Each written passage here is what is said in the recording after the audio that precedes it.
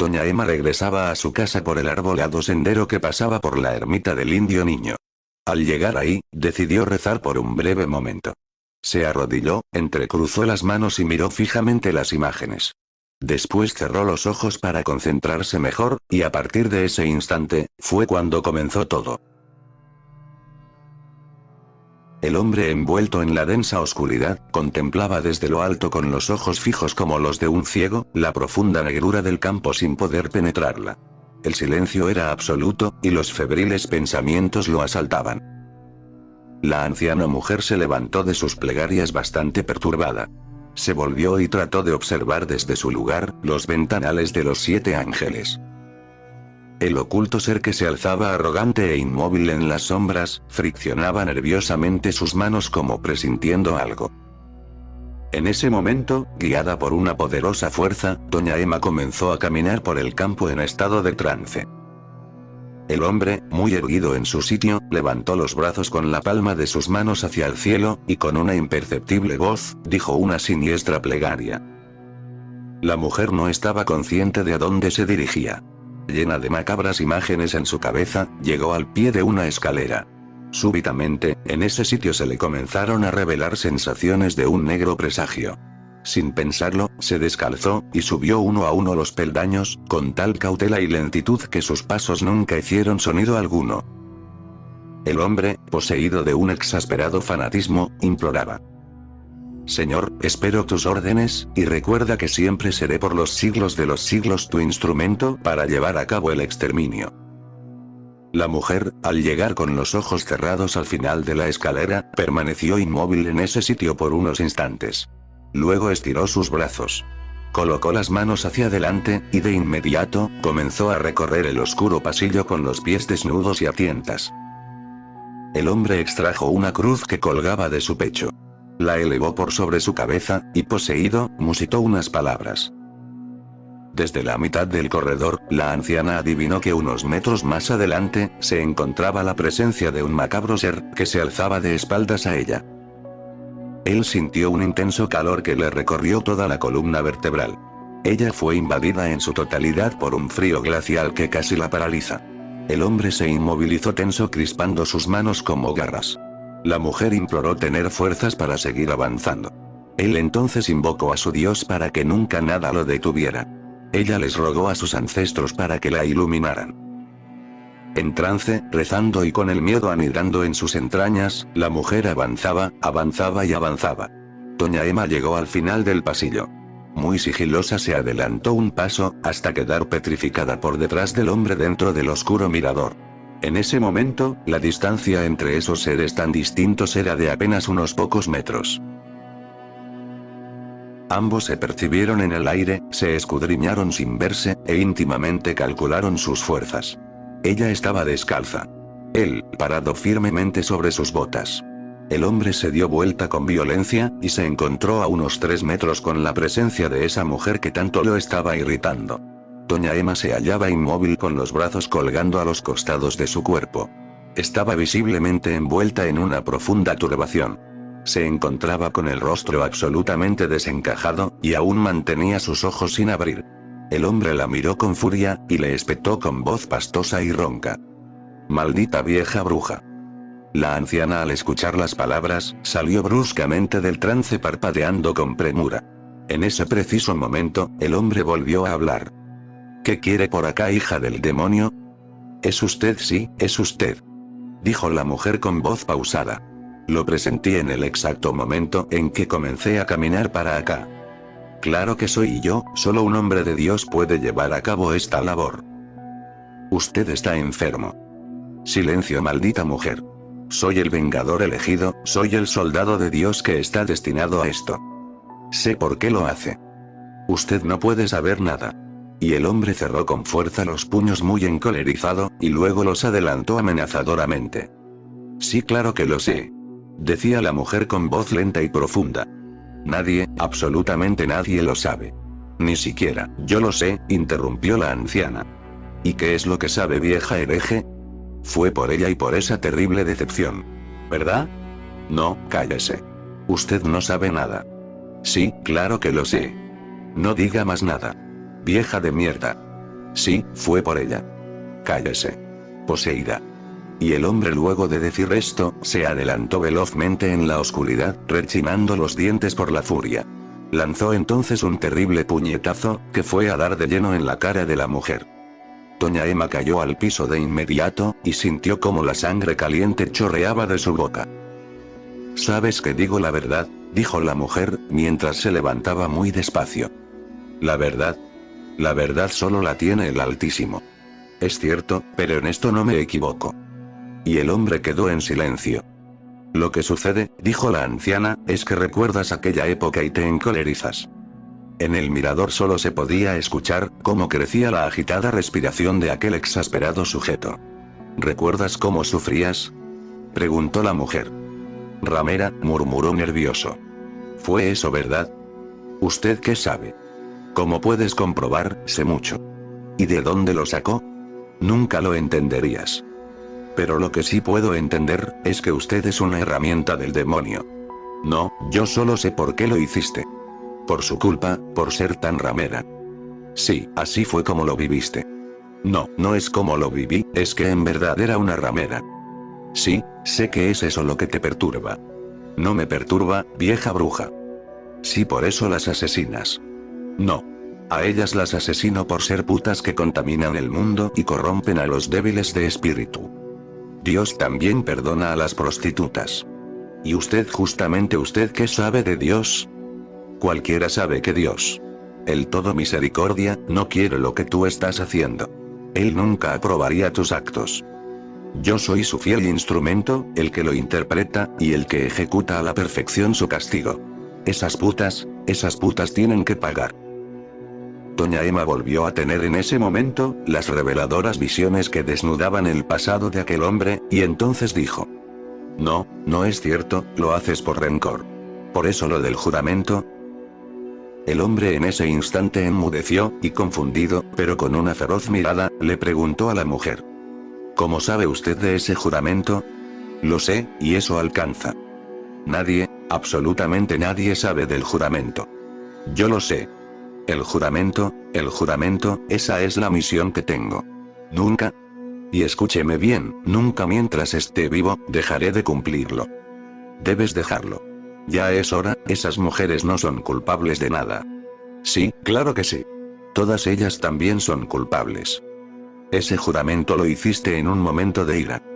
Lo hice para que este mundo quede a salvo de mujeres descarriadas como ella. Se lo prometí a Dios, y Él me dio su consentimiento. Aquella vez fue el exacto momento en que me consagré a mi Señor. Cuando esa noche entré a la habitación, tomé la Biblia que siempre tenía en la mesita de luz, la apoyé en mi pecho, luego la besé, y elevándola al cielo juré con mi más sagrada convicción que ella, y todas las putas que eran como ella pagarían. Las mujeres que asesinas no tienen nada que ver con eso. ¿Y usted quién es, vieja diabólica, para defenderlas? ¿Con qué derecho me dice lo que yo, un elegido de Dios, tiene que hacer?», interrogaba el hombre ya con todo el rostro contraído por la irrefrenable ira. «Dios jamás autorizó a nadie a asesinar». «Cállese. Es lógico que no entienda por qué el mal la asiste. En mí no habita el mal. Dios, ¿pretende hablar conmigo de Dios? Usted también pagará». El hombre en un salto estuvo sobre la mujer. Se quitó la cruz que colgaba en su pecho y con el grueso cordón comenzó a estrangularla. Doña Emma, arrodillada en el piso con su asesino parado detrás, trataba con las pocas fuerzas que le quedaban, de quitarse el ceñido cordón del cuello que la asfixiaba. Los ojos del hombre se encendían de locura, los de la mujer, dejaban lentamente de tener vida. El verdugo cesó de a poco la presión, y comprobó con regocijo, que el cuerpo de su víctima caía pesadamente en el suelo. En ese momento vio por los amplios ventanales del mirador, reflejos de luces que se introducían en el parque calando la profunda oscuridad reinante. Escuchó motores de autos que se acercaban. De inmediato varias puertas de vehículos se abrieron y presurosos hombres se apearon a tierra. Al instante, una voz gritó desde la planta baja de la hostería: «Por aquí, por favor». «Es en la planta alta». El hombre pensó por un instante, y con la rapidez de un felino acorralado, abrió una hoja del gran ventanal del mirador, y escaló ágilmente por un tubo de desagüe hasta el techo. 2 policías llegaron hasta el piso superior acompañados de don Sixto. Entraron al recinto con extremada cautela, armas en mano. Encendieron las luces, y comprobaron que en el suelo yacía una mujer. El anciano se arrodilló junto a doña Emma sin poder saber si aún vivía, mientras que los dos policías avanzaban hasta el abierto ventanal. Desde el jardín se podía ver a una figura de camisa blanca, parada en el borde del tejado muy erguida y desafiante. Parecía ser una esfinge griega de pálido mármol, sobresaliendo en el frente de la hostería. Abajo, en el parque, varias personas uniformadas rodeaban el lugar. Un hombre enfundado en un gastado traje gris, gritó mirando al punto más elevado del hotel. Amigo, ya se terminó, ahora no lo hagas más difícil. Entrégate y así nadie más saldrá lastimado. Suárez, usted está loco. ¿Cree que yo llegué hasta aquí para entregarme? Ya no tenés salida. Para un hombre de Dios siempre hay una salida. Vamos, no lo hagas más complicado, pensa. Yo no pienso, interrumpió, yo ejecuto un trabajo. Terminemos ahora, vamos a, escuche Suárez, decía el hombre a los gritos, no intervenga en el plan divino, de lo contrario usted también pagará. Lo que no entiendo, decía aquel perturbado sujeto, como llevando al mismo tiempo dos conversaciones, es cómo esa vieja supo lo del juramento. ¿Juramento? ¿Qué juramento? Preguntó el inspector. ¿Qué le importa Suárez, si usted es un pobre idiota que jamás me hubiera podido encontrar aquí en Capilla? No creas, ya estabas cercado. ¿Cercado? Me causa gracia. Sí, mientras analizábamos la muerte del viejo ermitaño del cerro, recibimos una llamada que nos alertó. Un hombre nos avisaba que se escuchaban gritos en la planta alta de este lugar, y creía que en la hostería se encontraba el asesino de las mujeres. Cuando me dirigía hacia acá, recibí en mi celular la noticia de Buenos Aires, que en tu garaje estaba guardado el Duna blanco. En esos momentos se comenzó a levantar un fuerte viento. El hombre veía desde lo alto, como por sobre su cabeza las nubes se agolpaban, y para él, esa era una clara señal de que Dios lo estaba asistiendo, y entonces, sintiéndose invencible, gritó.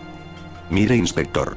Y aquel sujeto señaló con un dedo al cielo, mientras sus cabellos se agitaban por el viento.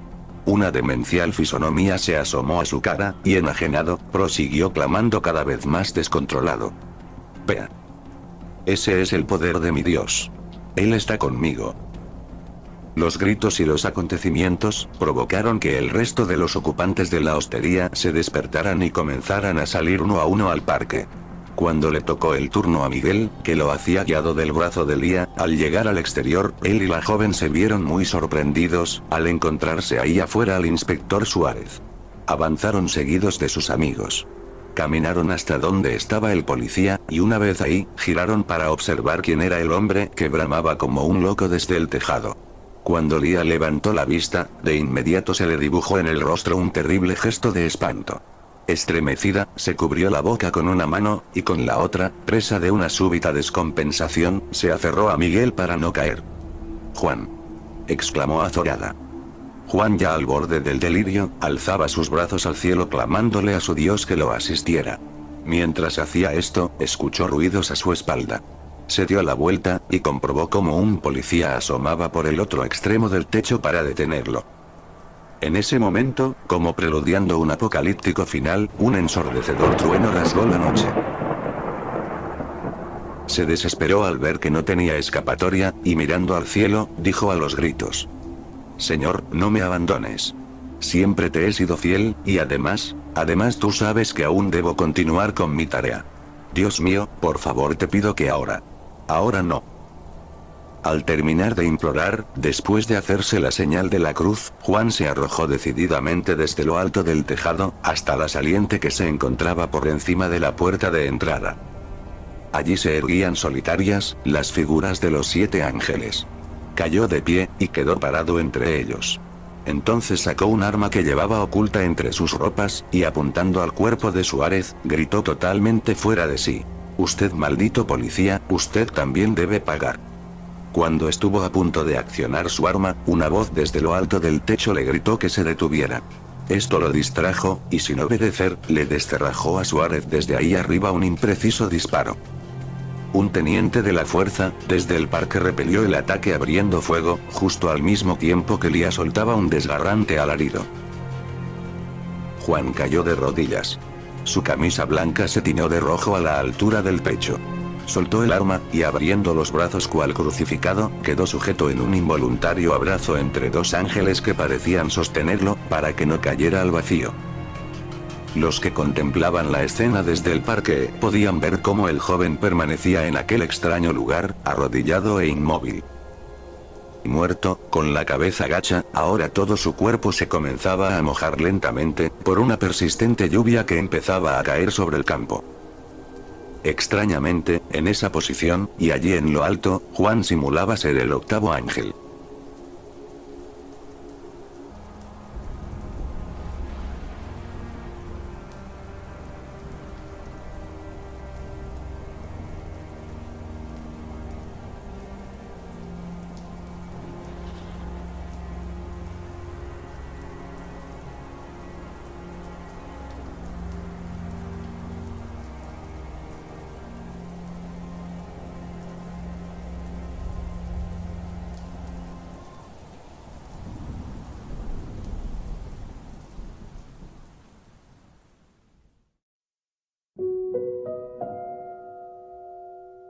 Altas mareas del sol, llenen sus bocas con miel. El idiota. Ya nada puedo hacer por él se quemará, mirando al sol, y es esta la historia, del que espera. Para despertar. Vámonos de aquí. Hasta Arosta, el idiota. Luis Alberto Spinetta.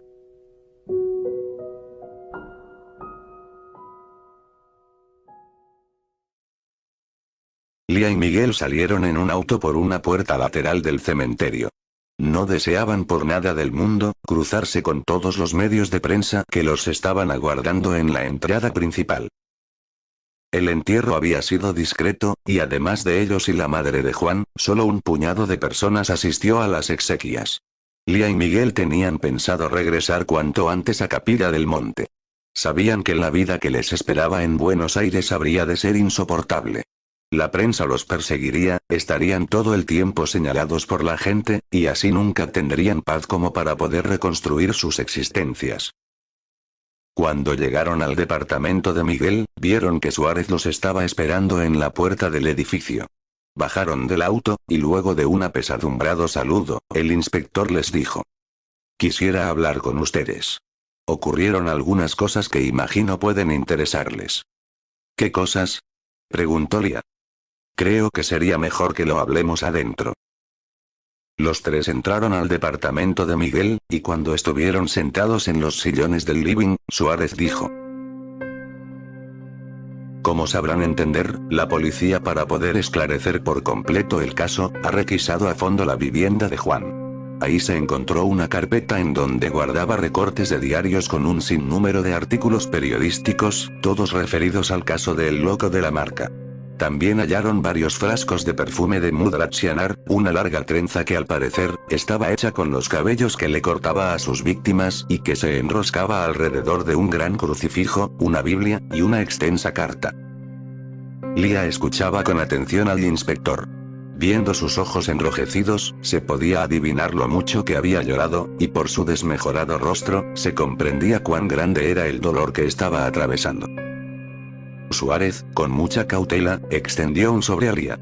Y mirándola directamente a los ojos le dijo: «Esto es una copia de la carta que encontraron en la casa de Juan. Le pedí al juez autorización para poder alcanzárselas, y teniendo en cuenta lo que ambos habían vivido, accedió».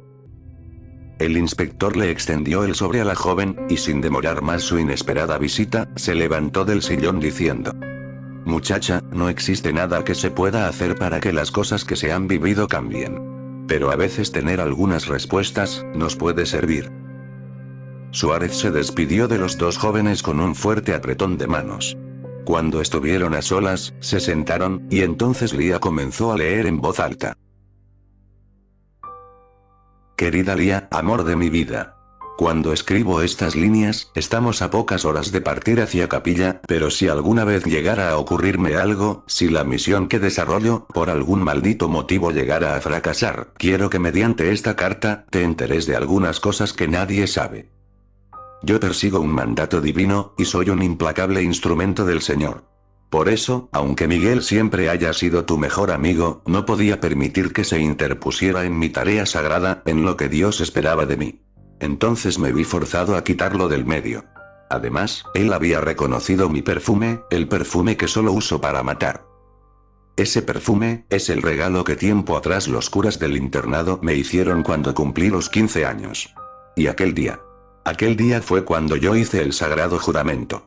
Después, como las cosas con Miguel no salieron como las tenía planeadas, días más tarde, tuve que simular un atentado sobre mi persona. No podía dejar que la policía me tomara como posible sospechoso, por pertenecer al círculo más cercano a Miguel.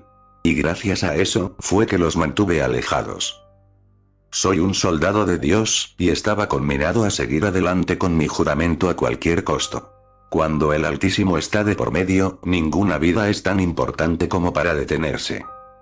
Vos, mi amor, eras la única que valía la pena. Estabas imbuida de la gracia divina, por eso nunca te entregaste al fácil placer. Esto nunca fue una dificultad como pensabas, justamente eso fue lo que me terminó de enamorar perdidamente de vos. Eras distinta, eras pura, eras fiel, y sobre todo, eras una mujer que no caías como casi todas en el pecado. El problema, mi amor, en todo esto comenzó a ser Suárez. Por eso al fin accedí a que nos fuéramos a capilla. Cuando aquel estúpido policía que estaba de consigna en el parque, identificó mi Duna blanco, las cosas se pusieron difíciles. Sé que vos nunca tomaste en cuenta que yo hubiera cambiado mi vehículo, y Miguel no tuvo tiempo de reconocerlo. Pero Suárez, a ese perro sí que tarde o temprano le generaría desconfianza. El último día que nos encontramos los cuatro en la puerta del edificio donde vivía Miguel, sé que sospechó. En realidad, cuando tuvo que sacar su auto que había quedado encerrado detrás del mío, intuí que algo en su cerebro comenzaría a hacer ruido, pero todavía no se daba cuenta que podía ser lo que no encajaba. Por eso accedí a que nos fuéramos cuanto antes. Además, debía dejar pasar algo de tiempo. La prensa estaba revelando muchos detalles, y todo eso no me permitía seguir con mi trabajo de exterminio. Al principio a esas perdidas, unos cuantos billetes las persuadía para que se dejaran atar, pero luego de tanta publicidad, de tanta información, tuve que recurrir a un somnífero que al cabo de un par de horas, ya no dejaba rastros para la autopsia. Mi madre, esa mujer en apariencia tan encantadora, era una de esas arrastradas, era una vulgar puta. Me dejó abandonado por 6 años en el internado de curas, para poder divertirse y dedicarse a gastar a sus anchas, la fortuna de mi padre. Pero lo que nunca supo, es el gran favor que me hizo. Ellos me dieron principios morales, me educaron, me quisieron como de la familia, y sobre todo, me mostraron el verdadero poder de Dios. Mi madre se olvidó de que tenía un hijo. A veces pasaba meses sin saber nada de ella. Prefería llevar una vida rodeada de hombres, y yo ahí enclaustrado, con una terrible sensación de soledad, que durante tantas noches no me dejaba dormir. Aquel día en que cumplí 15 años, la esperé ansioso, la aguardé confiado de que iría a visitarme. Lo necesitaba, llevaba mucho tiempo sin verla, y deseaba más que cualquier otra cosa en el mundo un abrazo suyo, estar un rato en su compañía. ¿Sabes algo, mi amor? Ni siquiera me llamó por teléfono. Se olvidó de mí. Ese fue el día en el que supe que jamás la perdonaría. Aquella noche, después de compartir la cena en compañía de los curas que hicieron lo imposible para hacerme sentir bien, cuando al fin estuve solo en mi habitación, me consagré con todas mis fuerzas a Dios. Teniendo como testigo a mi Biblia, juré al Señor por lo más sagrado, que el resto de mi vida, me encargaría de quitar de este mundo a todas las putas como ella que tanto daño ocasionan. Por eso, mi amor, por eso las mato. Y a ella, por ser mi madre, aún le perdono la vida. Mi adorada Lía, espero que nunca sea necesario que leas estas líneas, pero en caso de que algo me sucediera, si por cualquier motivo algo llega a salir mal, quiero que sepas que nunca he querido a nadie tanto como a vos. Juan. Cuando Lía terminó de leer la carta, la dobló y la dejó sobre la mesa. Luego, sin decir palabra, se paró y se dirigió hasta el ventanal. Desde ahí pudo observar cómo Buenos Aires seguía su febril ritmo al igual que todos los días. Es lógico, pensó, después de todo nada es tan terrible como para que ahí afuera la vida se detenga. Entonces, Miguel comprendió que lo mejor sería dejar a su amiga sola por unos minutos. Con toda seguridad Lia ha de necesitar tomarse un tiempo para asimilar esas líneas. Se marchó hasta la cocina. Se sirvió un vaso de gaseosa y se sentó en una silla a beber. Él, luego de haber oído aquella carta, también trataba de recomponerse. Al cabo de un buen rato, en donde intentó comprender qué era lo que había estado sucediendo en el último tiempo, se levantó. Se dirigió al living, y una vez ahí, se acercó a Lia silenciosamente por detrás. Sin decir palabra, la abrazó. Fin.